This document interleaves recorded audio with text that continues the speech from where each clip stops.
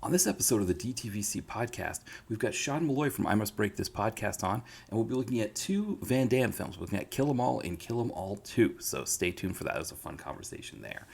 And then next week, we've got Mitch from the Video Vacuum on. We'll be looking at Subservience, the new Megan Fox film on Netflix, and that is also going to be our 200th episode. So when we get to that, I'll probably have a bigger open for us, talk about that a little bit more, but exciting that we're hitting 200 episodes. So I guess those milestones are going to come a little bit faster now because it's doing the show weekly. We'll be doing like 50 a year, so it feels like it was just yesterday that we had gotten to 150 with Rich Hotz from DTV Digest when we did the two Daniels films. But yeah, we're already at 200 again, so look forward for that next week. Then DTVC Extra recently posted my episode on the MCU Phase 3. So instead of doing what I did with the previous phases where I did separate episodes for every two movies. In this case, I just sandwiched them all together. So I did the first half of the MCU Phase 3 in the first segment, second half of the second segment, then kind of a third sort of buttoner segment there. So you can find that now. If you're subscribed to the podcast, you've already got it. So check that out. Some of the highlights on it, I talk about, the legacy of the Infinity War films, sort of maybe some false, not false positives, but sort of a false sense of what was possible with comic book movies when those Avengers movies kind of raise all boats and you get some successes there that maybe you wouldn't have had. Also, I liken Thanos to Grimace's MAGA uncle. So you can check that out as well. In terms of future episodes of the DTVC Extra, I was still talking about that Nicolas Cage one, but something else has happened recently. We have a week of Stars free here. So I was thinking about catching up on some movies that I can only get on Stars. And one of those is the Venom movie, the Let There Be Carnage. That one's on Stars. And so with the other one going to be on Netflix soon, I could maybe do some of those movies. The only thing is that the most recent one, the Craven one, it looks like that one's not going to be on Netflix until April. So it might be a question of whether or not I decide to kind of sneak that one in or rent it or something. But all the other ones were available to me right now. So I'm thinking about kind of just doing a watch of all of them. So I did Venom last night. And try to get Let There Be Carnage in now. So I can get it in before I lose it on Stars. It's one of those things, when you get Stars for free, you want to try to get what you can, because Stars is a little bit of a liminal space. It's a purgatory for movies. I know there's some Michael J. Whites on there that, they just kind of sit on Stars and you never see them. I know Ty and I have looked at doing some movies that before we get a chance to do them, they get relegated to Stars and that's it. They're done. Because nobody has Stars. So, so I'm going to try to take advantage of that. So we'll see. Maybe that's what's going to come, is maybe that Sony Spider-Verse. I might do an episode on those 6 movies there. So keep an eye out for that. In terms of the site, we just did, this past weekend, we did Alien Intruder, which wasn't on the bill. It wasn't supposed to be that, right? It was supposed to be Rhapsody, a.k.a. Dark Rhapsody, with Fred Williamson, Ice-T, and a few other names in it. The problem was that the version, on the streaming sites, especially on Amazon Prime, this seems to happen a lot with Prime and Freevee, is they think they have a movie, but instead they have another movie. And so, for example, they had a BET TV movie called Rhapsody. And I started watching it thinking it was the movie I was intending to watch, but I'm noticing that nobody is showing up in the credits on IMDb. So I dig it and realized no, there was a TV movie called Rhapsody that came out in 2001. That was what was being listed. That's the one that was being shown, despite listing the 2000 Rhapsody that had Ice-T and Fred Williamson in it. So anyway, I just scrapped it all together. Alien Intruder was on Prime as well, so I grabbed that one, watched that. PM Flick Classic, one that I remember seeing in high school with my friends because Billy D. Williams, we're all big fans of him, and so we watched that then. So it's kind of the earliest PM I remember watching. So it was a good pinch hitter there. So we put that one in instead. So you can check that out. And then this weekend we're going to do Victim of Desire, an erotic thriller directed by Jim Wynorski that has Shannon Tweed, Julie Strain, Mark Singer, and Wings Hauser in it. So that's a fun one. Also has Johnny Roast Beef from Goodfellas is in it as well. So that was a fun one. Found it on Internet Archive, so it was not the best version, but so the images probably aren't going to be great when I pull the images up for that review. But check that out this weekend. And then next week I'm going to probably do Boudica, the Olga Karolenko Jesse V. Johnson film. So, but meaning to do that one for a while, get more Jesse V. Johnson on the site, get more Olga Karolink on the site. So look for that one in 2 weeks. Also, probably going to do that Baby in the Basket written review in the near future. So look for that one probably as a midweek review at some point, but that'll get there as well. I think that is everything. I'm trying to think if I had anything else to add in here. Of course, my novels. You got to check out my books. I do have one other thing before we get into my books. I was speaking of pinch hitting. I pinch hit for Lambcast this past weekend. So the episode was drafting 1968 sci-fi movies. So I was out running errands on Sunday, and I get back to the apartment to get a message from Richard Kirkham, who runs the Lambcast, and he's like, "Hey, we had someone drop out. Can you pinch hit?" And I was like, "Well, I don't have anything prepared. You know, in 1968 sci-fi films, I couldn't really think of anything off the top of my head." And so he's like, "Hey, we just need we need some help with the conversation." So I kind of went full Matt DTV mode, even though they're not direct to video. So I had some good ones on the list, but really great movies that the other people in the cast picked. They picked some of the classics that are in there. I think my closest to a classic was I did Alphaville from Jean-Luc Godard. But anyway, keep an eye out for that. Of course, I will post it on socials when it's live and let you know about that. But it was a really fun time being on Lambcast. It's always a fun time to be on there. So definitely keep an eye out for that. All right, so then let's get into my books here. Nadia and Aiden, that is available on paperback, Kindle Unlimited. The link is in the podcast description. Always appreciate if somebody wants to pick that one up. It covers two fraternal twins who travel the United States. It's a very interesting book because it's topical. It takes place in 2008, but it's very topical now.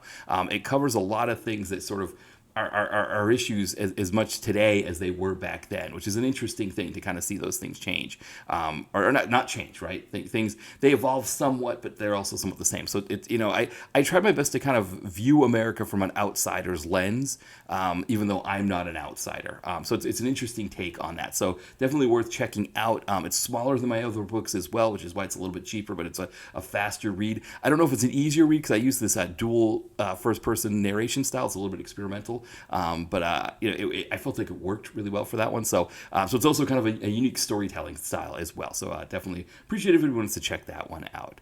All right, yeah, we're good here. So why don't we have John Cross from After Movie Diner Miscellaneous Plumbing Fixtures playing our theme song? Just remembered I did another thing with him too. Keep an eye out. I was on his recent PM Entertainment podcast that he's doing. So we did Steel Frontier. So another time I guested on a podcast. So keep an eye out for that as well. I know if you're not following that, he's been posting some really great content ahead of the episodes. But I think March is when he's going to start posting those, and we're already almost into March. So look for those soon as well. But John from After Movie Diner Miscellaneous Plumbing Fixtures, he's going to play in our theme song. And then when we come back, Sean Malloy from I Must Break This Podcast is going to be on, and we'll be looking at Kill 'Em All and Kill 'Em All 2.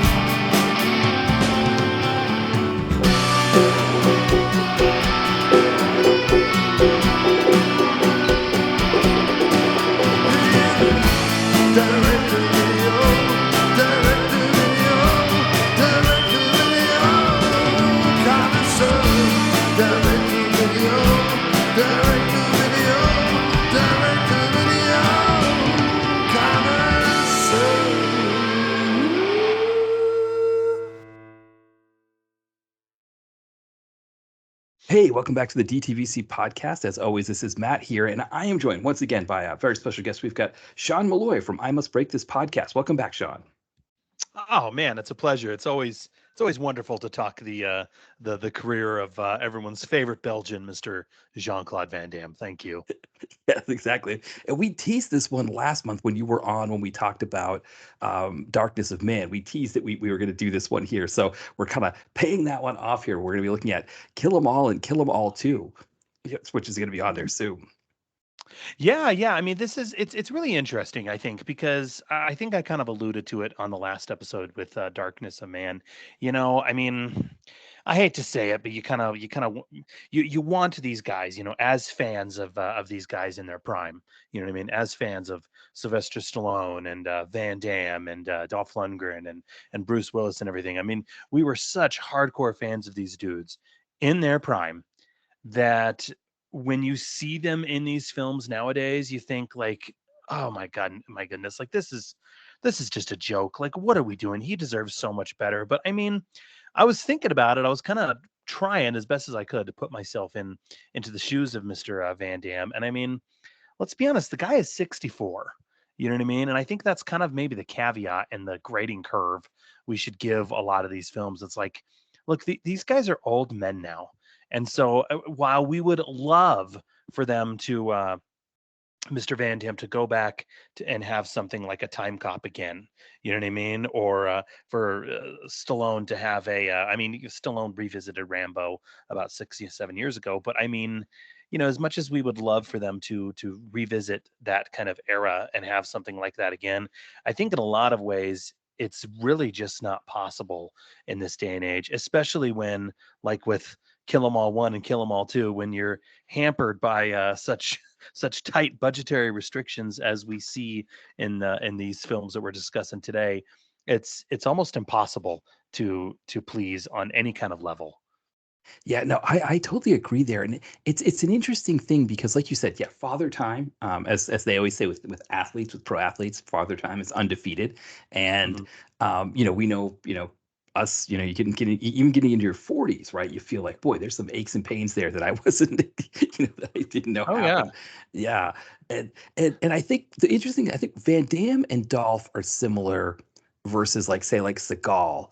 And I think you could put Stallone maybe in this category with Dolph and Van Damme, is they're ones who don't want to admit that they want to kind of fight father time as much as possible by working out as much, showing off how much they work out. I know Dolph for a long time. I think eventually it was part obviously having cancer for him was difficult, but also he got an injury, like he had a hip injury and couldn't recover as Hmm. quickly as he used to recover.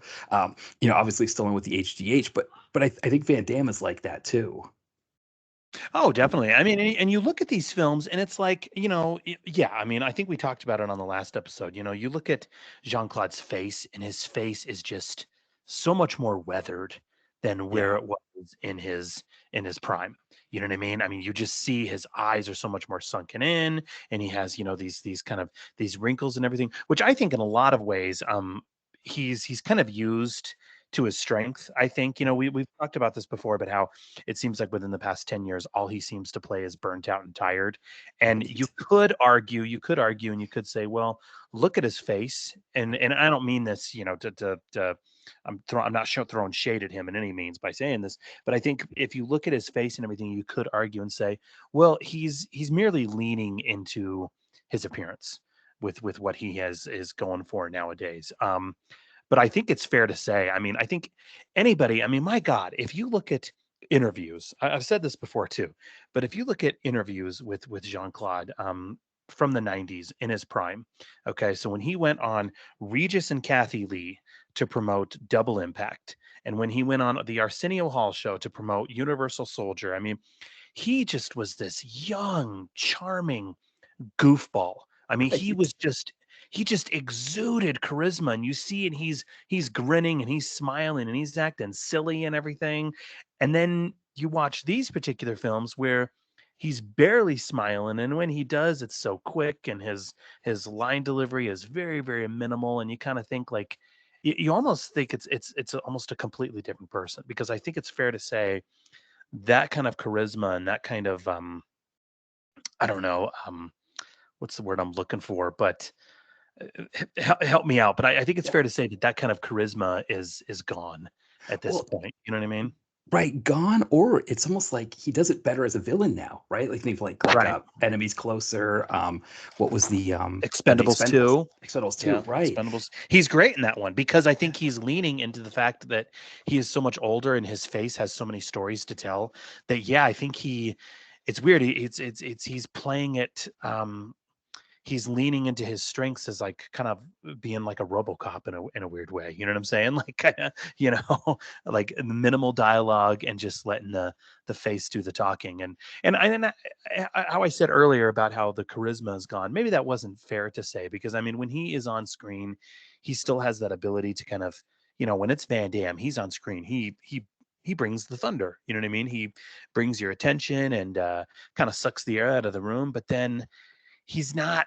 It's not the same Van Damme. You know what I mean? And like you said, it's father time. It's age. We really can't um, knock him for that. I mean, that's just that's life. You know what I mean? But having said all that, you look at the films that he's being offered, and it's just like, man, like, boy, has the bar slid. You know what I mean? Like, Yeah. No, I totally agree. I mean, another point, I mean, another film that you were on previously to discuss was Replicant. And, mhm. that's one where maybe charisma wise, I mean, I guess he gets to be a little bit goofy as the clone. But he's also this really, really not quite scenery chewing baddie, but just like a really diabolical baddie.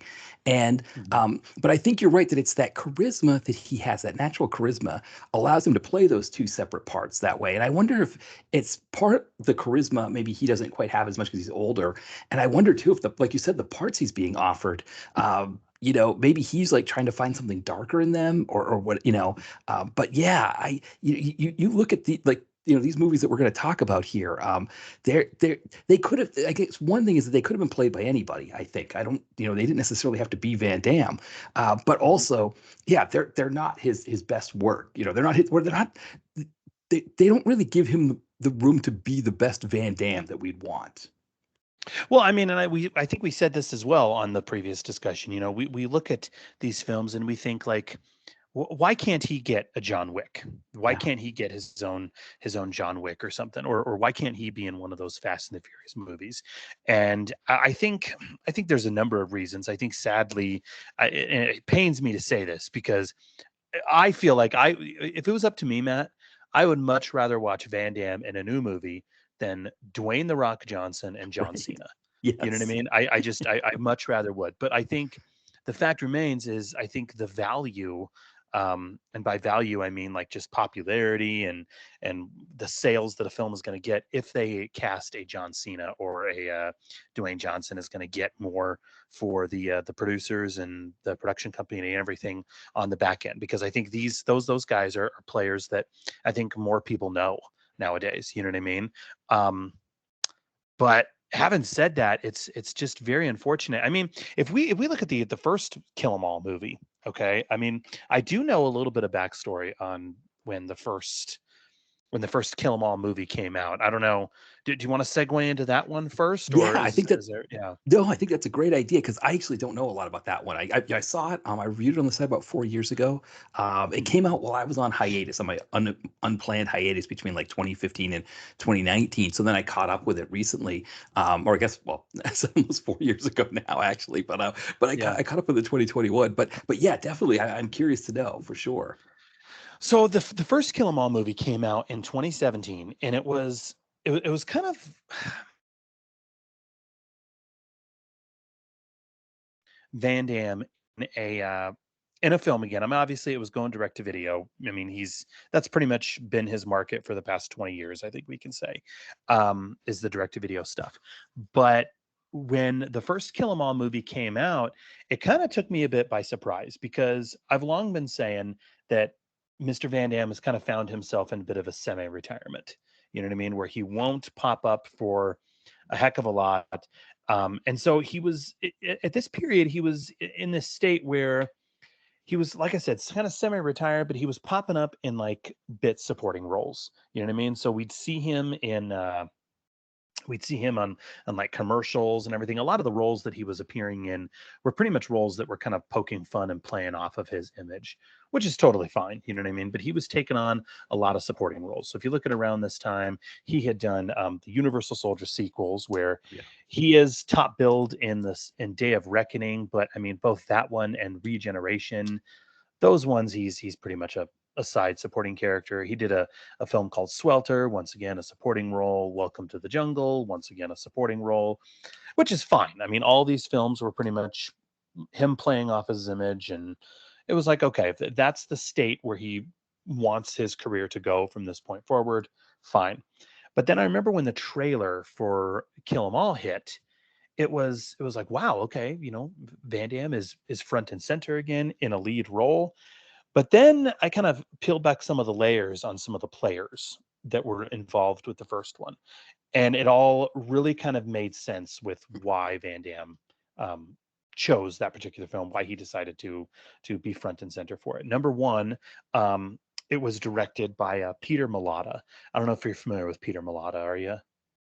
That's a good question. I probably should have looked him up before we started here. But yeah, is he so he's done some other Van Damme flicks, or has he? Yeah. Yeah. Yeah, now he's a stunt choreographer, fight uh, coordinator. Okay, if you ever saw The Quest, I actually kind of enjoy it. But if you ever saw The Quest, he played the Spanish fighter in The Quest. So he and Van Damme go way back. right. Okay, and so this was basically his directorial debut. And so when I saw that he was directing it, when I saw who the director was, it was very clear. Okay, wait a minute, he's calling in a favor for his friend. Yeah. Basically, that's basically what it was. Okay, Van Damme is calling in a favor for his friend. um, Daniel Bernhardt was also attached to it, so it's like, okay, this Mr. Mulata guy has he has some friends in high places to kind of get Daniel Bernhardt involved and to get Van Damme involved. And then when I saw that one of the henchmen was going to be played by Chris Van Damme, Oh, who right. is Jean-Claude's son. And I think we've kind of talked about how I think Jean-Claude kind of has it in his contract that you hire one of his kids Yeah. for Right. for a role. And so it became very clear that Jean-Claude did the first Kill 'Em All movie. It was purely a favor decision. He was paying back some favors for everyone. And so once I kind of knew that going in, the reason why we were seeing it made a lot more sense.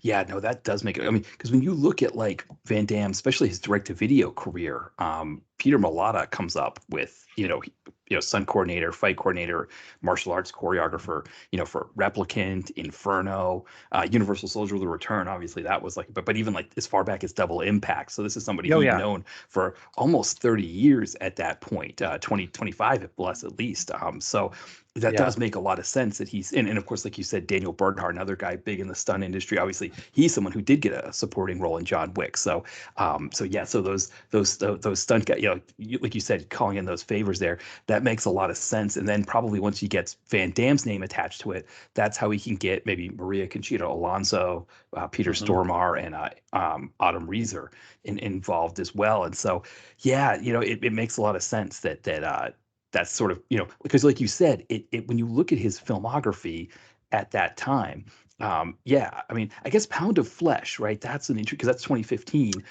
Yeah.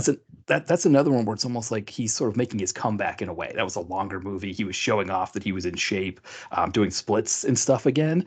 But I think if he had his choice, right? Like I don't think he would, because he was doing the kickboxer movies at that time, right? And even with those, right, he wasn't even supposed to be in that second, or he wasn't supposed to be in either of those kickboxer movies, right? Those reboots, um, No. right? They were supposed to get, was it oh, I can't think of who, So, Tony Jaa, was that who it was? well, the first kickboxer. So yeah, there was kickboxer. Was This Vengeance? Vengeance. Yeah. Yeah. With Dave Batista and Mm. Alan Musi. Yeah. And I mean, once again, I mean, if you look at the MO, it's Jean Claude picking up a supporting role, but I mean, it's in the supporting role that is a remake of one of his most famous films. You know what I mean? So it's again, he's picking up that supporting role, but he also gets to kind of have the upper hand in a bit because it's playing off his image. You know what I mean? And then he did Kickboxer Retaliation again with Alan Musi and Mike Tyson. You know what I mean? And so yeah, I mean, and those are fun meat and potato fighting movies. You know what I mean? Um, but for this one, it was kind of like, wow, for him to be taking on a lead role again. Okay, it was like there must have been something to bring him back. As we saw, as we see from the final product, clearly it was not the script or anything like that. It was just the fact that his son was in it, and Peter Mulata, who he and Van Damme go way back. It was kind of an opportunity for him to pay him back. And I mean, and I will say, I mean, the thing I will say about both of these films is They, you know what I mean? The action sequences are decent. You know what I mean? It's clearly it's not Van Damme in most of the action sequences. It's a stunt double, but I think the fight sequences are all pretty well done. And I think at the end of the day, when I look at all of these movies, I mean, or both these movies, excuse me, they're not my favorite films of in his CV by any means, but in the end, they do still look like movies. You know what I mean? They are still, I mean, let's be honest, a lot of the stuff that we saw Bruce Willis churn out within the past few years, and I mean, a lot of the stuff that Dolph Lundgren has done, I mean, they just look so cheap. You know, I've said that before, but I mean, they just look very, very low rent, bargain, bargain basement. These films at least have have an edge to them where they, or a polish to them where they resemble movies at the end of the day. You know what I mean? Maybe not the best movies, but still Yeah, movies. right. Yeah. No, no, that makes a lot of sense because it's you think of like those Bruce Willis movies, those Emmett Furlow Oasis movies. I mean, that's a route that Seagal went down. I mean, actually, Mhm. that's how Randall Emmett gets his start, right? Is with Seagal first, and then he moves on to De Niro, Willis, etc. And Van Damme never really went that route. Like if you look at No. his, there's a few that you could say, okay, like that like UFO, for example, is like a really low budget indie film that his daughter was in, and I wonder if same thing, he's doing a favor for that one. But yeah, I mean, even a movie like this, I mean, they were trying to do some different stuff. I think the whole telling the story is through flashback with Autumn Reeser being questioned by Peter Stormare and Maria Conchita Alonso. I think it takes a lot of the momentum out of the Oh, action. most definitely. Yeah. Yeah, I'm glad you brought that up. That was my thing too. This yeah, film is, God bless them for trying, yeah, but this film is trying to be two things.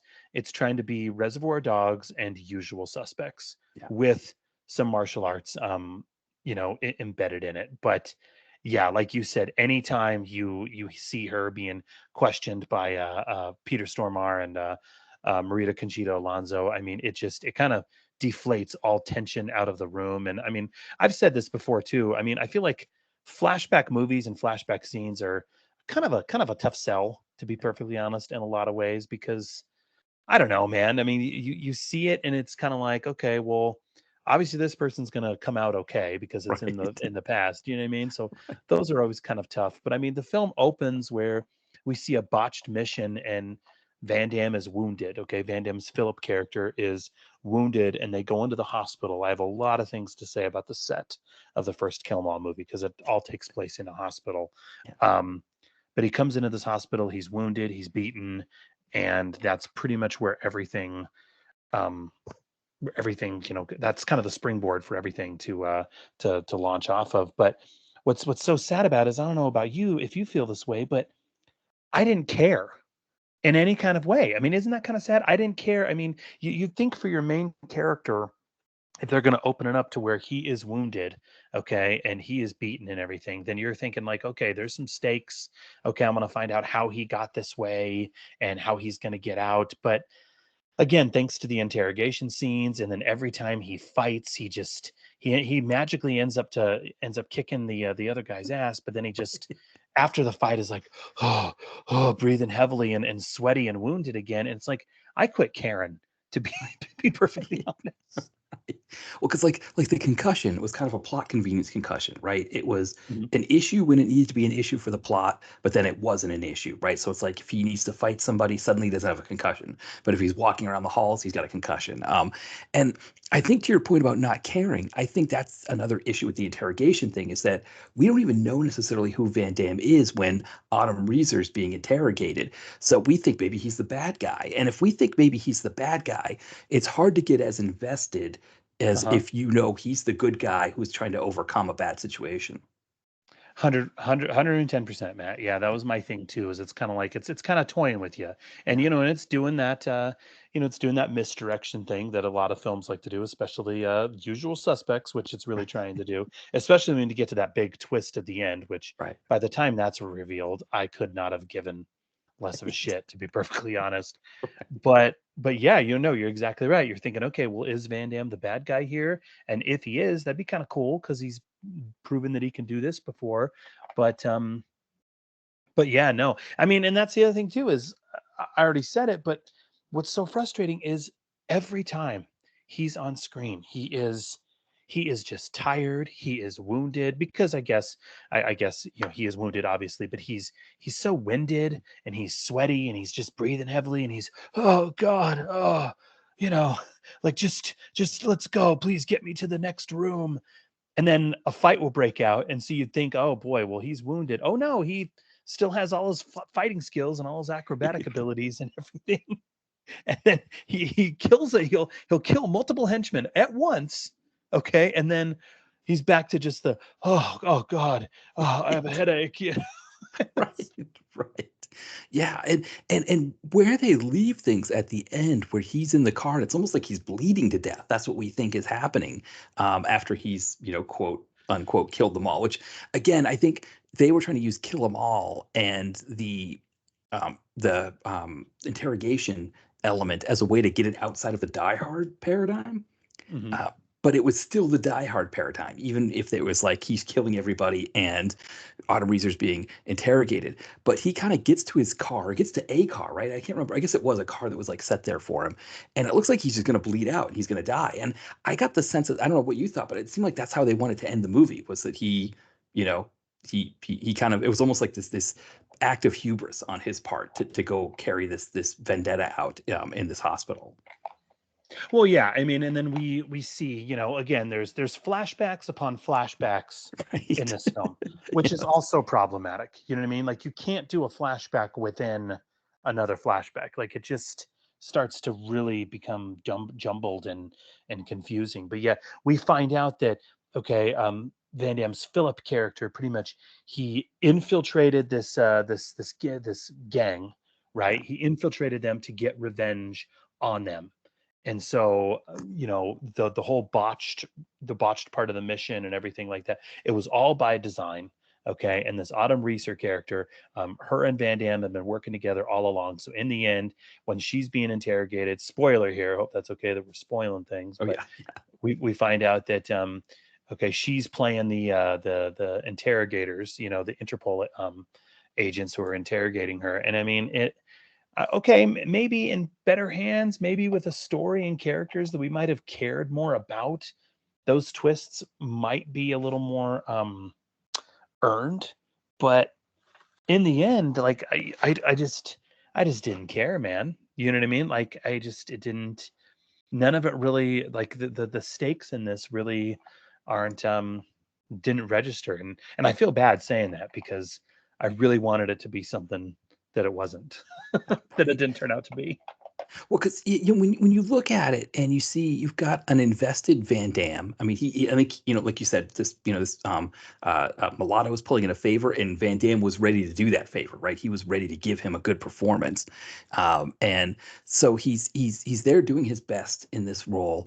And I think had they gone with a more straight ahead approach, if it was just Die Hard in a hospital and he's killing everybody, and they didn't do the flashback stuff, they didn't do, like you said, the usual suspects thing, which again, it's almost like people watch a movie like Usual Suspects and think, "Hey, I can do that." And it's like, it's like me going to a fancy restaurant and eating, really well done like somebody makes a really great meal, and I think, "Okay, well, I know what pieces are in this meal. I can make this." And it's like, "But no, you're not a great cook, Matt. You can't make this." And so you're better off just making the meals that you know how to make that will come out good and they work. And I guess the other thing too is if you're just making it for yourself, it's one thing. But if you're making it for a whole bunch of people and it comes out badly, and I think that's the thing here is I think they tried too much, and ultimately with this direct-to-video movies, especially when you've got someone like Mulata who's got that kind of experience doing fight choreography and stunts, and he's got this great stunt team in the film. Sometimes it's better just to go like the PM entertainment route and just be like, okay, every 15 minutes we're going to blow something up, have a fight scene, throw somebody off a building, and eventually that's going to be the end of the movie. Sometimes that's all you need to get you there. Can I ask a question too about this film, real quick, that maybe you might be able to help me understand, real fast? But why is the hospital abandoned in this movie? Like, did I miss something? I mean, like, look, okay, let's just address it. This is a low budget film, okay? You know what I mean? So they need a set. They need, anytime you see like a one set location, okay, it's very clear that this was, on the cheap, which is fine. You know what I mean? I think having a film with one set, you can do so much with that one set, and then that one set becomes a character in itself. which is fine. And to that end, I think the hospital works. Okay. But it's one of those things that's kind of frustrating. Okay. So the Autumn Reeser character is a nurse who is working with Van Damme, but like, this is an entire hospital that's abandoned. Like, Yeah. where is everybody? And obviously, I think I kind of answered that. This is a low budget, so maybe they obviously didn't have the money for extras, to play patients and doctors and everything. But it's one of those things where it's kind of like, where are the other patients? And are we to believe that the police came in and evacuated everybody in an entire hospital and are just allowing this this place to be to be the grounds for all this killing and everything? Like, that's, I mean, the one thing I will say, Dolph Lundgren did a film a few years ago, right in the midst of COVID, called Castle Falls. Did you see Oh, Castle yes. Falls? I did. Yes, with Scott Adkins. Yep. And the thing that's brilliant, I will say, about Castle Falls is, okay, is Dolph looked at that movie and said, this takes place, okay, it's in a hospital, it's a low budget. Well, you know what we're going to do? We're going to make it a abandoned hospital that is primed to be demolished. Okay, and so that is like, that timer on the screen, if you remember, Oh, yeah. is, it's a focal point in the film, because, okay, and that set is going to be blown up here soon, so that kind of adds some stakes for Scott Adkins and Dolph to get out and everything. But most importantly, what it does is it answers the question why. It answers the question why no one else is in this hospital, and it makes sense. I never understood, for all intents and purposes, we're to believe that this is a giant hospital that apparently only employs one single nurse. Like, did that, was that as jarring to you as it was to me, that this giant building was apparently a hunting ground for this this gang to come in and wreak all this havoc? So I thought there was like this sort of convoluted explanation that Autumn Reeser may have given Stormar and Conchita Juanes, that it was like the hospital was being shut down, Oh, was but that it? like Okay. they were in the process of shutting it down, so they had like a skeleton crew, and but like it was like over a period of time, so like it wasn't like it was going to be shut down tomorrow. It was like they were phasing it out or something so that they could move the rest of the, I guess it didn't make a lot of sense, because the thing about it that didn't make any sense is like I can't remember, it was something about it that was like very very I don't want to say contrived, and it didn't sound right, but it was some sort of explanation that they gave for it. This is why there's not a lot of people in this hospital. But you're right, it wasn't like you said, like the Castle Falls one, where it was like, oh no, we're building a new hospital. I mean, the other thing about that Castle Falls one was it gave Scott Adkins a reason for being in the hospital, for the fact that it was being, because he was part of the demolition crew. Hmm. And so like in here, it's like this thing where they're like, I can't remember if it was like he doesn't he makes it to the hospital, right? He like kind of stumbles in, I think, right? Or they bring some of the other, there's like the shootout. They bring people from the shootout there to that hospital because it's the closest one. And they're like, oh, we can't handle all of this or whatever. And then the shootout happens. But yeah, it was like some kind of contrived explanation for why there isn't a huge amount of hospital staff there. Yeah, no. I mean, and it's one of those things where, I mean, you really can't blame the production entirely. Okay, they have a Right. script that's good to go. They have Jean-Claude, the biggest star, Yeah. okay, who has signed on and has agreed to it, and has agreed to his, contractual 6 days. Okay, and so then they look and they say, okay, well, what do we have? Well, we have this set that looks like a hospital. And Yeah. so there, you can tell that they realized at the last minute, okay, fine, we're going to have to make that work. But I don't know, they could have tweaked the script a bit to be, okay, maybe they knew that the hospital was going to be completely empty, and that was where they were going to station their, or swap their vehicles or something like that, in between the robbery, or something like that. Like, they could have added, something in post, you know what I mean, to kind of make it make sense. But in the end, it's kind of like, it's one of those things. I guess it does service the story a bit, because Van Damme is so wounded, as we say, and so it only makes sense that his accomplice would be a nurse. But I don't know. I half wonder if, I mean, look, I personally, I think the reason why they made Van Damme's character wounded and everything is because he's made it clear in these past 10 years that he's only willing to give so much in terms of his performance. So you kind of half wonder if that was written in at his behest more than anything else. Yeah, well, because I mean, remember he said it in JCVD. He was like almost 50 when he did JCVD, and he does that big long one take, or Hmm. the big one shot, and he tells the director after, he's like, "I'm 50 years old. I can't keep doing these long one shots." So, but then you get to Pound of Flesh in 2015, where he's playing somebody who was born in the 70s, and he's showing off his completely nude body when he finds out his kidney's missing, and he's doing the splits and all that stuff. So I wonder if there's like you said, there's kind of a combination there, right? Of he's older, he knows he's older, maybe he wants to be hobbled to kind of replicate that. On the other hand, 2 years ago, he was maybe, I mean, maybe Pound of Flesh, maybe when he did Pound of Flesh, he was like, okay, that was it. I don't need to do that again. And I'm done, doing that kind of thing. I guess he did do it in The Last Mercenary too, didn't he? He was like doing a lot of high energy stuff in that film too, I guess, right? But that was a little bit different production. Well, I mean, and that's a good segue too, because let's be perfectly honest here. There's some very obvious stunt doubling in both this Mm, film and Last Mercenary. I that's right. really Yeah. wanted to like The Last Mercenary because that one did appear to be a return to form Yeah. for Jean Claude. He was playing a little silly of a character, and I kind of figured with that being a French film and in his native language that maybe he might give a little bit more.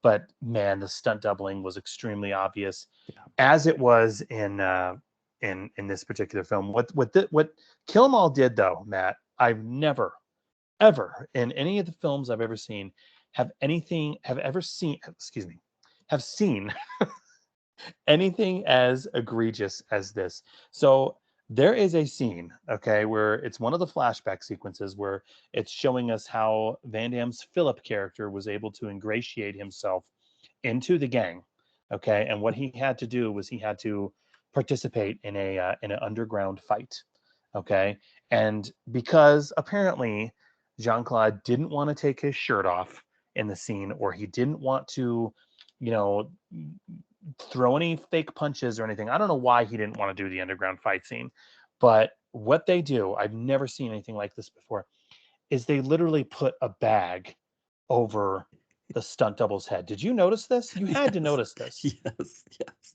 That was Yeah. the most, I've never seen that before. I mean, obviously, look, I mean, I watched Sudden Death, which I think is one of Van Damme's best movies, about 4 months ago or so. And the scene in the kitchen where he's fighting the big penguin mascot, there's some various stunt doubling going on there. So obviously, for a lot of his fight scenes, it kind of comes with the territory.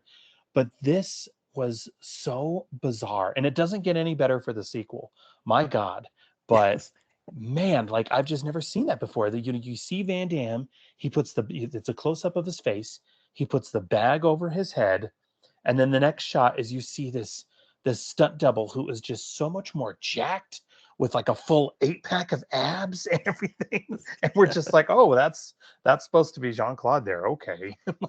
So the only time you're talking about this kind of thing ever happening, and this is a very hilarious example as well. So Lorenzo Lamas made a movie in the 90s called The Swordsman, Okay. and the people who made that movie decided, we've got enough footage from that we didn't use in The Swordsman. We've got enough footage that if we add in some other scenes, we can make a sequel without actually bringing Lorenzo Lamas back to shoot any new footage. So they took that cut footage, they added in footage of like James Hong and people like that. But then when they would have him do his sword fights, he would wear a mask. The character would wear, so it was definitely not Lamas. They were taking footage from the previous movie of Lamas like getting ready for a fight, but then they would bring somebody else in for these new fights. And so that's what you were talking about there. The only other time that is it. And that was in a movie where the unscrupulous filmmakers were trying to make a sequel without bringing the actor back for the sequel. So I've never heard if Lama said anything about that movie, Gladiator Cup. It must have been one of those deals where it's just like, hey, maybe it was a non-SAG movie and he just kind of had to deal with it. But yeah, so that's I think the same thing happened to Fred Williamson. They Italian director took footage from three other movies and made a fourth movie, and he's not a fan of it, like a fourth Black Cobra movie. But yeah, so that's the only other time I've seen that technique used there, where you put the bag over the mask on somebody and act like it's somebody else.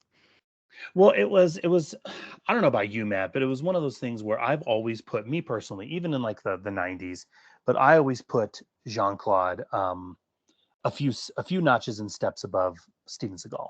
Yeah. I always have, throughout the 90s and everything. That was just kind of my echelon of action heroes. I always put Seagal or Van Damme above Seagal.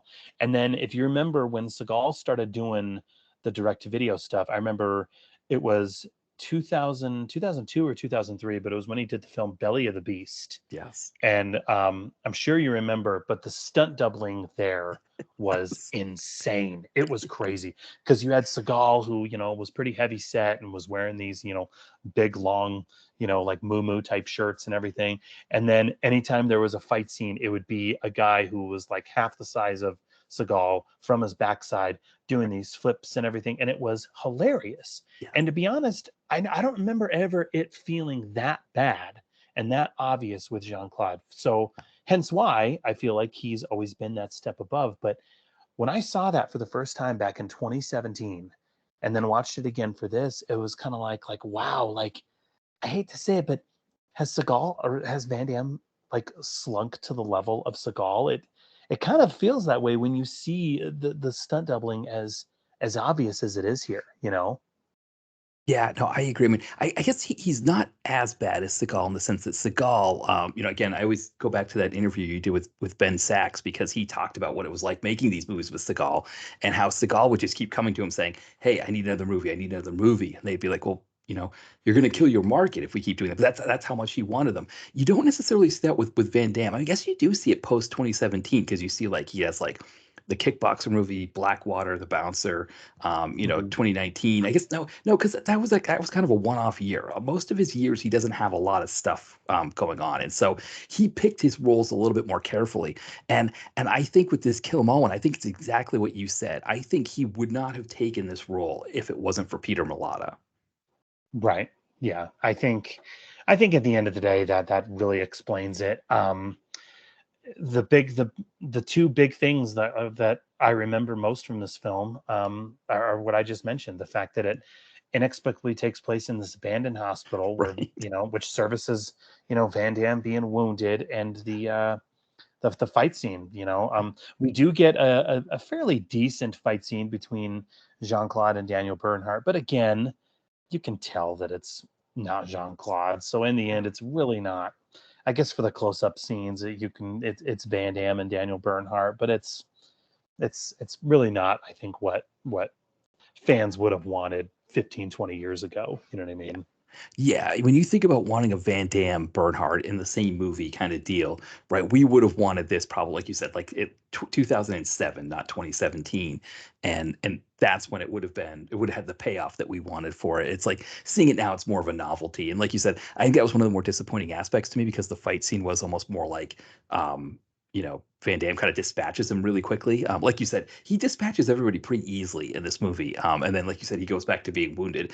But I was kind of hoping with Bernhardt, maybe they would go at it a little bit more. There'd be more back and forth. And, but I guess too, from Bernhardt's standpoint, he's Mr. Stuntman. He's really good at that. That's like, he's made a really big career for himself kind of when guys like Van Damme went down to the DTV world and his roles dried up, he converted to doing stunt work in bigger films, and he's really good at that kind of thing. And I think for him, it's almost like showing off how well he can get beaten up is just as big of a thing for him as it is about having a good one-on-one fight scene with Van Damme. Yeah. No, I think at the end of the day, we've already kind of hammered it. I think it's very obvious why Jean-Claude took on this role. I think he would have been doing just fine financially without it, but again, he was calling in a favor, or a favor was being called into him, I think we can say, and also it provided work for his son, Chris Van Dam. So it made sense why he did it. I mean, if it's okay, I think we can Yeah. move on to the next one. I'm Yes. still very confused as to why he decided to do a sequel almost 7 years later to this film that I don't think anybody saw. So, Right. so his rationale and reasoning for doing Kill 'Em All 2 is still extremely puzzling and bizarre to me. Right. Well, because it, like you said, one, it feels like the movie has a kind of a legitimate ending, right? Where it's like he either bleeds to death or whatever. The movie felt complete at the end there. It didn't feel like we had any more meat on that bone. But like you said, if he's doing this movie as a favor to somebody, I don't see anybody, doing favors here. I I mean, I don't know. Is it because I know Last Mercenary was direct to Netflix in the United States, and I wonder if that's part. Does he have like a contract with Netflix to make however many movies for them? Because that's another piece about this is kind of puzzling. Is that first you've got the fact that there is a Kill 'Em All 2, but also that it's straight to Netflix as opposed to like Tubi or something like that. Well, my understanding is it wasn't straight to Netflix. This was made for Sony, and Sony has Okay. a has an exclusive deal with Netflix. Sony is actually one of the only distributors and studios that don't have their own streaming service. Right. So they've made deals with Netflix and with others. So like Warner, they have Max. Universal, they have Peacock. You know what I'm saying? Paramount has Paramount Plus, obviously, but Sony is kind of one of the only. They're kind of the desperado who are still making their product and moving their product, but they have a deal with Netflix. So that's why films like Madam Web went there so quick, and the new Yeah. Venom movie is going to be there next week. You know what I mean? So that made sense to me because this was a Sony title, but man, I was in such shock and disbelief. I still am to an extent because I remember reading an article on Deadline that said that Van Damme like signed a production deal with this company, some no-name company, and some no-name director or anything like that to do some films. And the first one that they were collaborating on together was a sequel to Kill 'Em All 2, or to Kill 'Em All, the first one. And it was just wacky. It was just Yeah. bizarre. It was like I remember reading that, and first of all, I thought, okay, well that's not happening because how often do these things get announced and then nothing happens, right? But then sure enough, like 8 months later, no, we got a trailer and everything. Like they filmed it and everything, and it was just, I mean, that's the thing that's weird is I can't imagine anybody outside of hardcore Van Damme fans who saw the first movie, and I can't imagine any of them left it exactly wowed. So it's kind of like it's not like the first one was a brand. It's not like it was based on a video game. It's not like, at least when Universal Soldier Regeneration came out, the first Universal Soldier movie was adored by everyone. You know what I mean? Like, so it made sense for that sequel to come out, 10, 12 years later or whatever. But this one, like for them to put that out, and especially like 6 years had passed since Right. since the first one. So it was like it was just weird. It was, man, like I don't understand why of all the films they decided to continue with that story. And to be fair, I mean, if you look at the film, it is a legitimate sequel. They bring back Peter Stormare, they bring back Maria Conchita Alonso, and Van Damme, obviously. So it's kind of like this is like the strangest anomaly I I think in Jean-Claude's career. Yeah, I totally agree. And it's like you said, I think because they made it a sequel, they tied themselves into the fact that they had to pay Maria Conchita Alonso and Peter Stormare, and part of it, I guess, is maybe they got to vacation in southern Italy. I think it's in southern, it's on the Adriatic coast, I think it was, but it was a beautiful, like the where they were shooting was beautiful. So maybe that's Oh, the part of it set, too. yeah, the location is really cool. I Yeah, mean, they make that work to its advantage, but you have to wonder if like any other original story might have sufficed and done well rather than continuing with Kill 'Em All. Like right, what? exactly. Exactly. And I mean, the story for this also, I think the problem with, the first one, it could have had a more of a hook as Die Hard in a hospital. And this doesn't really have any kind of hook. I guess it's supposed to be a heist film, but the heist piece is such a small part of the actual movie that you can't really call it a heist film. And so I guess it's more of a straight ahead actioner, but there's a lot of shaky cam. So, they do the doubling as well, but they use a lot of shaky cam. I did literally get motion sickness when I was watching this. I watched it in the morning before I had breakfast, and so I was watching it on an empty stomach. I would tell people you probably shouldn't watch it on an empty stomach because you might get motion sickness. But yeah, it doesn't really have a hook other than the fact that it's a sequel to a movie that nobody really cared about, which is really fascinating. Yeah, no, exactly. Regarding shaky cam, I've long been saying I feel like shaky cam is kind of this visual band-aid that a lot of directors and editors will do to kind of do one of two things: a, to speed up the action because Yeah. maybe the fight choreography was not there 100%, so they feel like if they shake it up a bit, it can make it look a little more frenetic and exciting. And also, let's be honest too, when you employ shaky cam, they think that you can't spot the stunt doubling Right. as obvious as you do. So that's one other reason well as well. But I've always kind of looked at it as kind of this band-aid that I don't think really works a heck of a lot of time. But yeah, no, you said it perfectly. Like, you're going to do a sequel to a film that not many cared about, not many really saw. You know what I mean? Like, it just seems so bizarre to do. And then, I mean, it I guess you could say it picks up where the first one left off, but not really, because suddenly Jean-Claude has a daughter. I don't remember. Do you remember in the last one him No. speaking about how he was going to see his daughter? No, they never mention it. It's like a So yeah, and she's older. This is not like some young kid. This is, a woman in her 20s. I think in real life she's older, but she's supposed to be in her 20s. So, this is somebody who's been in his life for a long time. yeah, and it's kind of like, well, and we get those scenes in the first 15 minutes where he's she's like, you promised me you wouldn't do any more CIA stuff. You promised me that we'd be able to start a life together. And he's like, I know. And it's kind of like, well, I don't remember at any point in the first movie, because he didn't, him saying, okay, I'm ready to start a life with my daughter now. Right. So that kind of comes out of left field entirely. And yeah, I don't know. It's very I think I've said puzzling enough, so I'm not going to say it again. But man, it's bizarre. Having said all of that, though, I mean, I will again give it credit. I think what fight scenes we have are done fairly well, fairly competently. I mean, the scene with the where Jean Claude's Philip character is storming the enemy's compound because they're getting ready to do that robbery or whatever. He puts a ski mask on, and it's broad daylight out, and he's in a suit and everything, and it's like, oh, once again, there's the stunt double there. Okay. Right, right. Yeah. What was one of the Bruce Willis movies? And one of the three Detective Night movies. I think it's the first one. They have it the end of it take place on Halloween, so Bruce Willis can put on a wolf mask and he could be anybody at that point. Anybody could play him.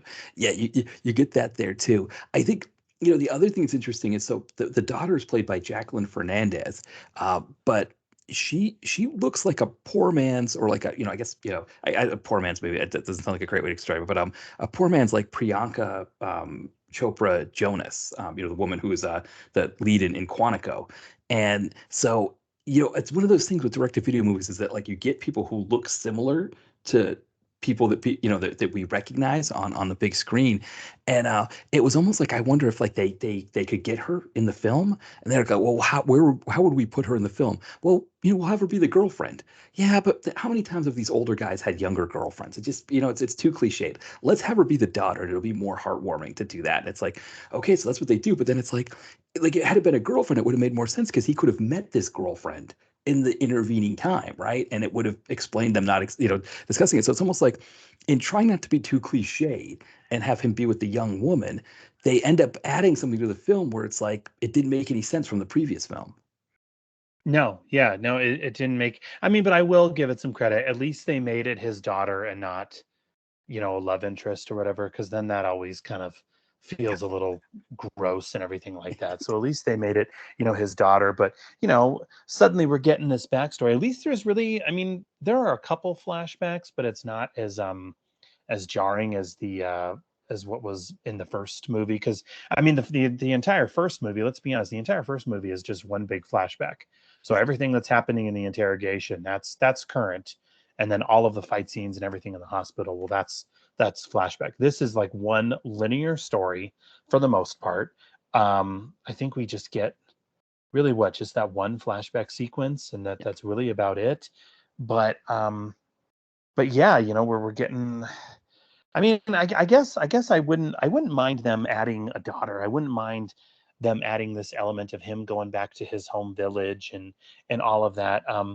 If it was a sequel to a film that everyone like cared about in some kind of way, you know what I mean? Like, but it's like it's just golly, it was the entire time I just kept watching it, and I was kind of just in a perpetual state of disbelief that I was watching, a sequel. The entire time I kept thinking to myself, like, what was one of the most inert movies to come to theaters within the past, 10 years? And then if we got a sequel to it suddenly, we would just be flabbergasted. And I couldn't think off the top of my head, but that's basically what it is. You know what I mean? Yeah, well, because it's like this sort of this almost like catch 22 with it, where I wonder if this script was written for a standalone movie that wasn't supposed to be a Oh, sequel. 100%. Yeah, 100%. I guarantee that's what it was. yeah, 100%. and so then it's like, okay, well, now we got to make it a sequel. In the past, right? You think of like the Blood Fist movies with Don the Dragon Wilson, where after the second movie, they don't follow linearly. Like they're all just separate standalone entries that just have the Blood Fist name slapped on them by Roger Corman so he could make more sales. I almost would have been better with that, but the problem is nowadays, especially with younger people, there's this idea of a canon and things having to fit and go together, and it's like they get freaked out if Scooby Doo if there's no explanation for like where he comes from as a dog, right? Even though Hanna-Barbera didn't care about that kind of thing, and I think that's the thing is like they wanted to have the name recognition of a sequel, which again, why this would be the sequel you'd have the name recognition for, but that's okay, that's what they wanted to go with, but that meant they were almost painting themselves into a corner with what they could do because they still had to follow the stuff from the previous movie. And so, on the one hand, it works in their favor if people recognize Kill 'Em All too, and they see a name like Peter Stormare, they recognize him from the second John Wick and all that. But on the other hand, they were kind of confined by some of those movie things, and that includes things like the he didn't mention having a daughter in the previous movie or things like that. Well, and it's also frustrating too because, okay, I mean, here's the way I look at it with Sony. Okay, if they want to do a sequel to a movie that really no one remembers and is like a complete blip on everyone's radar, okay, then wouldn't it have made sense that Sony also give the first one to Netflix as well? That Yeah, was the thing that I didn't understand because I mean, to be fair, and maybe it's just because I know Netflix kind of caters to what's on the interface depending on what you watch. right. Okay. But this was like on the main homepage and everything like that. This had a thumbnail that was on the main page and everything.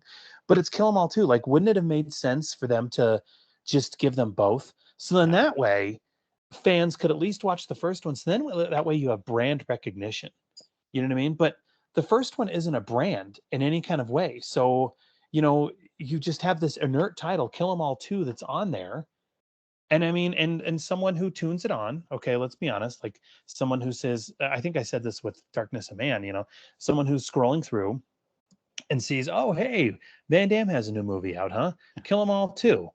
Okay, there's no way they're going to seek out the first one. I highly Yeah. doubt it. So they're going to watch this one, and I guess you could say, I mean, you could follow it, and for the most part, you're going to understand it. There's a few name drops where they say the hospital incident. Yeah. Did you notice that? Like they keep mentioning, oh, the hospital incident, and oh, the hospital incident from last year, and everything. You know what I mean? So those lines right there are tying it to the original, but to the casual viewer who's turning this on, who I guarantee you most likely has not seen the first Kill 'Em All movie, they're going to look at this and think hospital incident. What the hell are they talking about? Yeah. You know what I mean? So that's the thing too, is I just don't understand why Sony didn't give Netflix both, because then at that way fans would have at least had some kind of frame of reference. Right. Well, because the other problem with the first Kill 'Em All is that there's I think it's a Hong Kong movie. There's a movie that came out in the 2000s called Kill 'Em All as well. So if you look up Kill 'Em All on Mhm. IMDb, it will tell you that it's available on all these free streamers when it actually isn't. It's this other Kill 'Em All that's available. So it's going to be even more frustrating for fans of people who want to see this new one, but think they need to see the first one. It's not on any free streamer. You have to rent it. And so you're right. Like it seems like Netflix usually does a good job with that. Where like I think like for a period they had the other Beverly Hills Cop movies on. Um, I thought when they got Axel F. And I think like for example, like they'll get like a Spike Lee movie and they'll have some extra Spike Lee films on, or they'll get like Martin Scorsese, they did The Irishman. They had like a Taxi Driver and Casino and things like that on there. So it makes sense they would have done that, but you're right. It was kind of a because again Sony had the distribution rights to Kill 'Em All as well. So they could have just given them to Netflix and said, yeah, here, play them both. And, probably would have doubled their streams as well, I think. I think more people probably haven't seen Kill 'Em All that would be curious, maybe do like a Van Damme double feature night. It's kind of like a fun thing to do than people that, have seen the first Kill 'Em All and were waiting with bated breath for a sequel.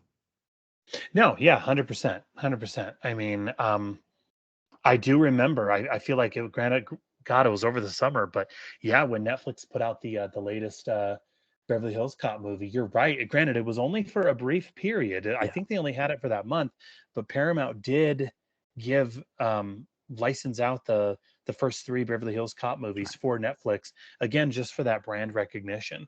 You know what I mean? Now, to be fair, that is a much more popular brand that I think Right. everybody knows. Um, but yeah, no, you're exactly right. It doesn't it doesn't make a heck of a lot of sense. You know what I mean? I mean, I guess if you want to go down that rabbit hole, if you look at Beverly Hills Cop, the first movie, you look at it and then you see that it spawned three additional movies, and you think Yeah, to yourself like, why is this a franchise again? You know right. what I mean? Like if you Right. look at the first Jurassic Park, and you see all the sequels they made to that, and it's kind of like, why is that a franchise again? Like, Yeah, did that story really need to be told? But right. the first Beverly Hills Cop movie was a monster of 1984, so it only Yeah, made sense they went back to that. Same thing with Jurassic Park. The first Kill 'Em All movie, man, it did nothing. You know what I mean? I right. mean, if you go on, I actually looked at this today. The Blu-ray is now out of print. Yeah, So if you want a copy of the Blu-ray, not only is it hard to find, but you're looking at paying almost $30 for a used Blu-ray, which in this day and age is kind of hard to believe. You know what I mean? yeah. Like it's not like the first one opened all of these doors. No, no, because 2017 is firmly in the streaming only window where it's harder to get physical media. Mhm. You go to Target or something like that, and you see an end cap of like the most recent like Marvel and DC movies and maybe a couple other blockbusters, and then you maybe get something like I'm trying to think of the names of like maybe like one Emmett Furlow Oasis that had like Robert De Niro or something like that in it might be on that end cap as well. But yeah, it wasn't like you said, like this wasn't blazing up. It wasn't like, like say like a movie like Avengement, it came out in 2019, or like, like Black Dynamite, Michael Jai White's movie in 2010. Like this wasn't that kind of like DTV like movement, kind of thing. It's yeah. I mean, you're bringing up the Beverly Hills Cop thing that's interesting because, like you said, that first one was so big that they had to make a sequel. And then Eddie Murphy's like, I don't want to make another Beverly Hills Cop movie. But then his other films that he did in between didn't do as well as he had hoped. And so it's almost like he made that third one because he felt like he had to. Because it was almost like the studio was like, no, no, you're doing another Beverly Hills Cop movie because nothing else you're doing is selling. I think Coming to America was a big one. I think it was like a number 3 movie for that year. But then after that, he started to have some rough ones. So that's almost kind of interesting too. Like that, these franchises almost sort of come. Sometimes they come, sort of out of necessity. I think Jurassic Park might have been a similar one where the first one was so big they had to make a second one, and then it was like, well, I guess we got to make a third one. It's not like Spielberg was directing that, but yeah, it Kill 'Em All, like you said, Kill 'Em All did not have that sort of. Yeah, it's not a movie that when we talk about Van Damme movies, even DTV Van Damme movies, I think that the Universal Soldier ones can't garner more discussion than Kill 'Em All 2 or Kill 'Em All. I mean, yeah, no, I mean, if you look at Scott Adkins, I think, you and I would have both agreed Scott Adkins is like the hardest working, dude, not just in direct to video cinema, but it seems like in movies today.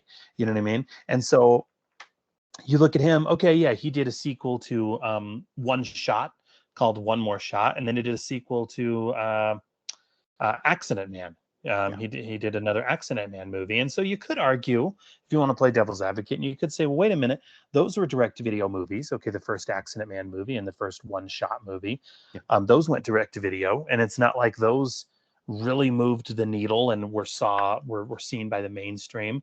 However, where I'd kind of I guess I'd counter argue that, and I'd say, well, wait a minute here, Scott Adkins. I mean, that guy goes on the interviews. Okay, he promotes his own product, and he's proud of it.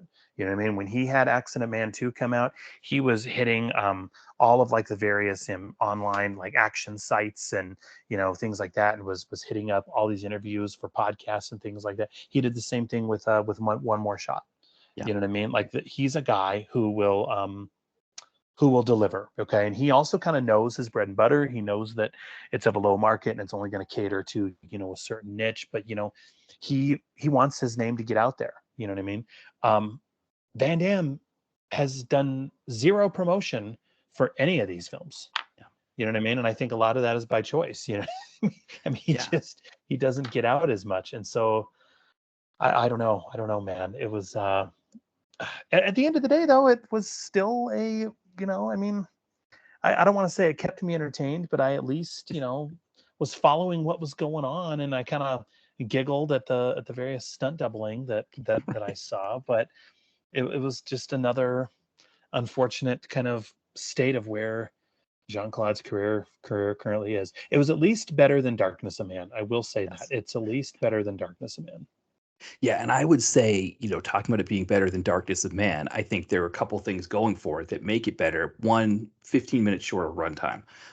So you're in and out in less than an hour and a half. And of course, if you've got credits, got 5 minutes of credits, it's really like a, hour 20, hour 25 minutes. So that helped. We joked about the freeze frame at the end when they're all dancing and partying and they have the freeze frame, they go to credits. So that piece of it helped. I think there was also more action in this. They made sure things were happening a little bit more frequently, whereas in Darkness of Man, there were a lot of things going on. I mean, there were just a lot of moving parts in Darkness of Man. And this, for a movie that is like a big heist and people are double crossing and all of that, at least it didn't have so many moving parts that it was confusing or difficult to kind of follow everything.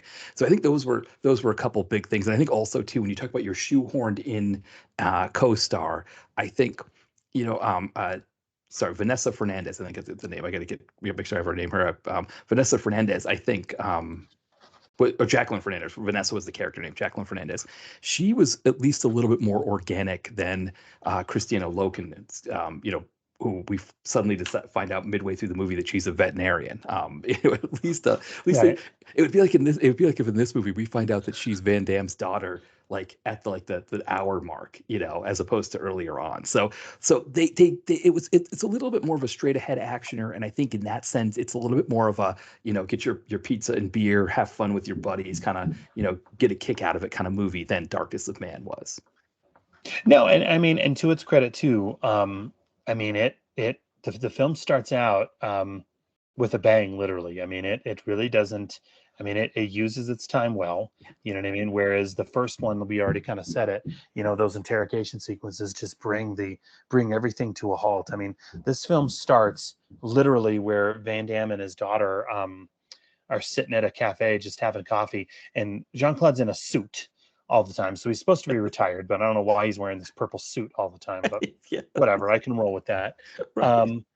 And literally snipers are shooting at him, you know what I mean? And they're immediately on the run within 5 minutes. So I kind of dug that. I thought that was kind of a nice touch. Yeah, no, I agree there. I think, and I mean that shootout at the cafe was nicely, overall, like you said, that was a fun moment there. There's the jogger who comes in, and Van Damme picks up on the fact that he smells like smoke when he's a jogger, which it's a kind of a funny thing that nowadays, right, that would be an issue, but 30 years ago, right, joggers would have, of course a jogger would smell like smoke, but I love that that was the tell that told him that something was up, which I thought was really cool there. Those kind of little fun moments, I definitely enjoy those. One other interesting thing, I don't know if you had caught this, but the woman who plays Lydia, Talia Asaraf, she had a small part in the first Kill 'Em All as a different character. So as much as they felt like they had to tie things together between the first two movies, they used the same actor, but had her play a different part in the second film. So which I thought was interesting. Wow, that is interesting. Well, I mean, I do know that when this film was announced, and I was kind of in disbelief that it was even going to happen. To be honest, I didn't think it was going to. Jean-Claude's daughter, Bianca, was supposed to be in the film. She was supposed Right. to have a role in the movie as well. I don't know if you knew that or not. So it was interesting. It was kind of like, okay, well, once again, he's hooking up a role for his kids, but I don't know what had happened in the production and the casting or whatever. But she's not in the movie, it turns out. Um, so I don't know if maybe she was supposed to. My guess is, I bet you she was supposed to play the Vanessa character. She was Yeah. supposed to play his daughter, and then something had happened. Maybe a better script came her way, or something, but it didn't happen, obviously. And then they cast this other gal. But I'd be willing to bet that she was supposed to play his the Philip's daughter Yeah. in the film. So Yeah, because his yeah. youngest son Nicholas is in the film. Yeah, he has a role as a henchman or something like that, right? Right, and so he was born in Yeah. '95. So I think he's from a different wife than Yeah, Chris and Bianca. yeah, so Chris and Bianca are from Jean-Claude's first wife, Gladys. I'm going to say her last name wrong, but it's Gladys Portuguese. Yeah, so he's And then, remarried too, I think, right? yeah, he got remarried to her, but then his next marriage was to Darcy Lapierre, who Right. was like a Hawaiian tropic model. So his son Nick is from them. So listen to us. We're going through, the lineage or Right. whatever. But that's one thing too, if you watch any of Van Damme's socials or anything like that, I mean, it's a blended family, and I mean, he's very proud of his kids, and all three of his kids are in the same picture in the same house. Which, hey, you got to give him credit for that. That's kind of cool, right? So Well, because the other thing I was thinking is you were talking about how he wants his kids in the movies with him. I wonder too if there's, because I think Nicolas Cage, he's done some movies with Weston, with his son Weston. I wonder if there's also a part where as a father or as a parent, who's got kids, and yet you're traveling the world and being a movie star. And so, but you miss a lot, doing that. He misses, and of course too with the splits with the mothers, obviously too. It's harder maybe to see the kids. And so I wonder if there's a sense of like, this is a way I can reconnect with my kids, is if we make a movie together, because we're going to be on set together for, like you said, maybe it's only 6 or 7 days, but it's still that much time that they can spend together. And because I was looking at Bianca Van Damme's career here, and yeah, I think she may have picked up something else. It seems like she's not acting quite as much. She doesn't do quite that many things. She does a thing here or there. So I wonder too if maybe she was kind of almost like, yeah, I might do this other thing instead, but I don't really need to do that movie. yeah, I mean, that could be a possibility, but I'd be willing to bet 100% guaranteed that is why they suddenly wrote in this daughter character, was so that he was going to get a gig for Bianca. Yeah. And then that didn't happen. Can you only imagine the conversation? Like, she came home saying, hey, Dad, something else came up I'm not going to. And he was like, oh, great. Like, I signed on for this piece of shit movie, and now Right, thanks right. a lot. Yeah, but then his brother, then her younger brother was like, "I'll do the movie, Dad." Okay, all right, you you Oh, you yeah, you could yeah, you could be a okay. henchman. Okay, they're like, "Oh, who do we Yeah, get to play the daughter now?" Well, we've got this actor named Jacqueline Fernandez, who looks a lot like Priyanka Jonas, or I guess Priyanka Chopra Jonas. I don't know the full name, but looks a lot like her. We could put her in the film. People almost think it's her. Okay, all right, that works for me. That's good enough. It's so yeah, that's the route they ended up going. I remember like there's a sequence where when she goes to rob the bank, she's wearing this like this hot outfit, like this leather jacket and leather skirt with these like high heel boots, and they just keep her in that same outfit throughout the entire like final shootout scene. I think when they party after, she's in the outfit the whole time. And I mean, like you see her like running and stuff like that in it, and it's obvious like she's not really running in that outfit, but they just they're just like, nope, no time for wardrobe changes. This is what she's wearing. That's it. We're not gonna put any other outfits in there. yeah, yeah. No, I mean, I don't know, man. Looking at Jean Claude's upcoming filmography, he has a French film, another French kind of comedy action film that he did called The Gardener. I don't know when that's going to hit stateside. I imagine it will here within the year, but I think he's slipped into another. He's gone back into his state of semi-retirement, and who knows when he'll pop back up. I'm trying to think of one of his more obscure films that he did, like Swelter. Like, if we're lucky, maybe here in the next 6 years, we'll get to see Swelter 2. You know what I Yes. mean? Because that's Right. something that everyone's wanted to revisit. You know what I mean? Right. And Right. Right. Yeah. I mean, yeah, Swelter too. Thinking about movies that he could have done. I mean, I think, Enemies Closer. I mean, that would have been interesting if it was like it was Enemies Closer too, but it was a prequel. And so we find out how he becomes the baddie. Uh, I think of all the roles he did, that's the one that was like kind of the most interesting. But yeah, I mean, Swelter too, or was it Welcome to the Jungle too? Yeah, yeah, those would be yeah, this one could be Welcome Back to the Jungle. I mean, right. Exactly. you know what I mean? Like what else is out there? I mean, I Yeah. remember, I distinctly remember reading an article. It was an Entertainment Weekly, and they were talking about the decisions behind certain sequels. And Hmm. this is around a time when they had greenlit and done a sequel to Kick-Ass. So Kick-Ass 2 All was right. coming out, and then the next Percy Jackson movie was coming out. Okay, and so there was all this, speculation. It was like, well, it's not like those first two movies were like box office huge hits. So why are we doing sequels to them? And the idea was, it was basically because due to rentals. They Yeah. did really, really well on rentals, on video on demand, and also that's back when we still had rental stores and things like that. So that was enough. That alone was enough to generate. While those films didn't do amazing at the box office, those reasons were alone enough for them to pump out a sequel all of a sudden, especially one that went to theaters. But again, I'm going to go back to it. It's not like the first Kill 'Em All movie um, did did amazing things both on any streaming service or anything like that. You know what I mean? Because first of all, we don't have that rental market really anymore.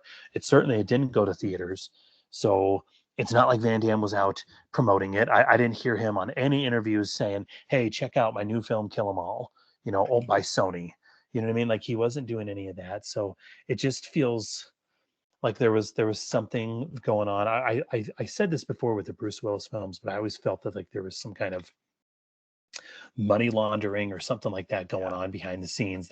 That's the only reason it only made sense why they did a Detective Knight trilogy and a sequel to Fortress and everything. You know what I Yes. mean? Those films felt very, very nefarious. This one, I mean, there's only so many ways to look at it. Yeah. Well, because the other thing too, right, is the 7-year gap. So the thing about the Mhm. Detective Knight movies or the Fortress movies, they're all filmed at the same time. So they Right. film them back to back over a couple weeks and just pump them out within a year of each other. And that's not what happened here either. They decided to come back and revisit this. I was looking as well to see, if maybe there was a lot of buzz critically for it. And when I look at the critic reviews for Kill 'Em All, it's 25 reviews. So that's for 2017. That's not really a big number. I could probably look at some No. some Dolph movies from that time and see, that they, you'd see like a Dolph or an Atkins or a Seagal from 2017 would have probably around 50 critic reviews, and so or maybe 35 to 40. Yeah, I guess no, you could get up there. I mean, but I think 25 is not a big number. That's a kind of a sign that there wasn't a lot. Which again I think speaks to your point about Van Damme not getting out there. He wasn't really all that concerned about talking about the movie that much, and so there wasn't a lot of buzz about it. Like you said about the video market, as a place to where there would normally be a buzz. I mean, that market had fallen out by then. I mean, that's where Van Damme. That's where Van Damme's name recognition, same with Seagal's, was so big in the 2000s. Was that yes, they had fallen out of the big screen market, but there was still a big enough market for them to where like Blockbuster would say, yeah, we'll buy five of each. We'll buy five of your new movie for each of our stores, and that would be a huge number of purchases there. Yeah, there isn't that market for that anymore. So yeah, it does kind of not make a lot of sense for why this movie had a sequel, what they were thinking about for the sequel, what made them consider this. Well, hey, but you know what? At the end of the day, the important thing to remember, Matt, is that you and I gave both of these films Right? way more promotion than I think even Yes. Mr. Jean Claude did. So, at the Yes. end of the day, Yeah. Mr. Van Damme, you're welcome. Yeah, Okay, we exactly. Exactly. That's a great place to leave this hero. Yeah, I was looking up a couple Dolph movies around that time. Altitude had 27 reviews. So this is essentially I would say Kill 'Em All is probably the equivalent to Dolph's Altitude. And so can you imagine an Mhm. Altitude 2 coming out where Yeah. we find out that Dolph somehow ejected out of the plane before it crashed into the mountain?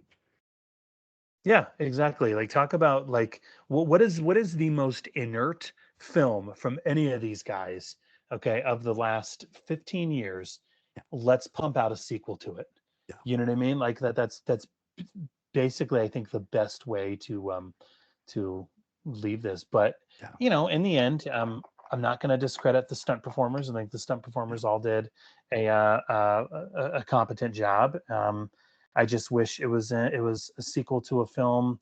I don't even wish it was a sequel, to be honest. I just wish Yeah. it was an idea and it was a film that I cared more about. You know what I Yeah. mean? So, Yeah. but I mean, I can talk with you about any Van Damme stuff, Matt. So, Yeah. so Well, yeah. Well, maybe the next time when you come up, we'll pick another one of those better ones from the early 2000s, when Van Damme was kind of, like with Replicant, where he had just come into the DTV world and he was kind of trying to find his way there, and he was picking some real interesting projects. I mean, you look at again like a movie like Replicant, as we're kind of wrapping here. I mean, that's a kind of movie that I don't think any other action star, I don't think Adolph, a Seagal, a Stallone, anybody else would have done that movie. But no, Van Damme did it, and it's kind of fascinating and fun because of that.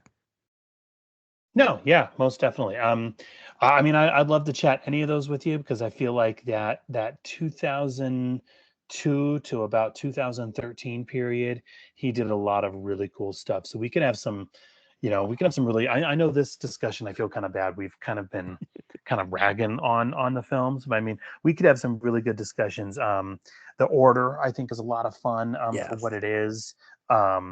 I think the hardcore is goofy, but there's some cool stuff with the hardcore. Until Death Yeah. is a wild, trippy one.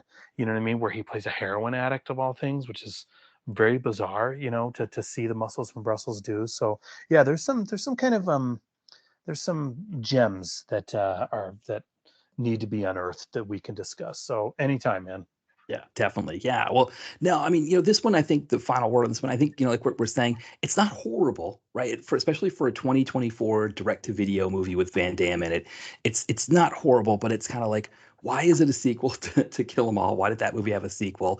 And yeah, I guess too, like, yeah, is this kind of what we should be expecting from Van Damme going forward? Is this as good as it gets? Maybe, I don't know.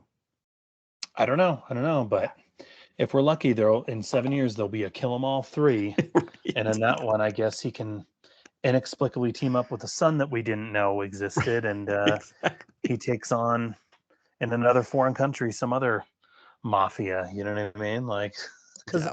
at the end of the day, that's what both of these films are. So Exactly. There'll be a third brother for the Serbian gangsters, and a second child for Van Damme. That's what we'll get.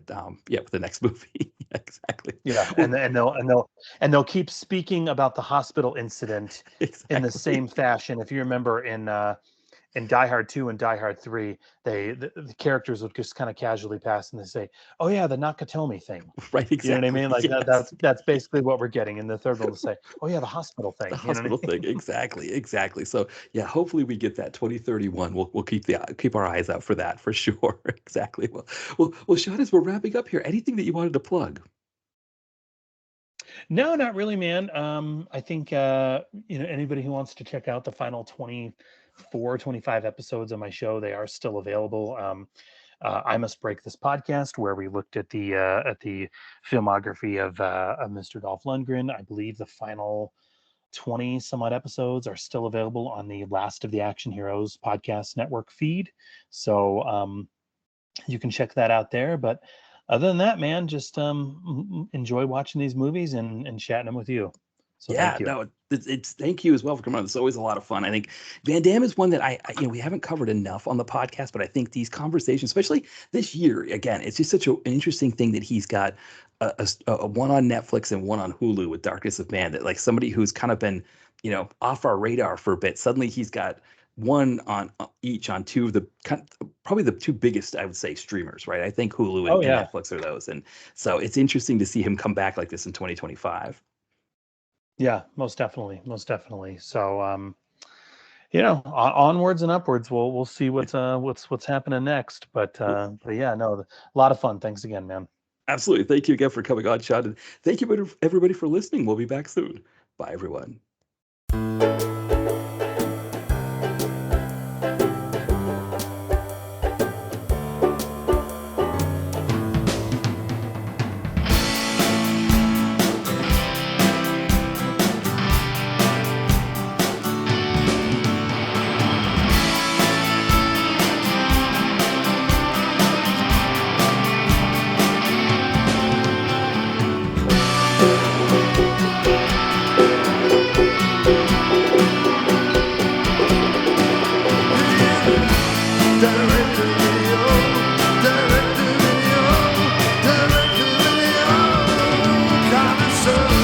Direct to video, direct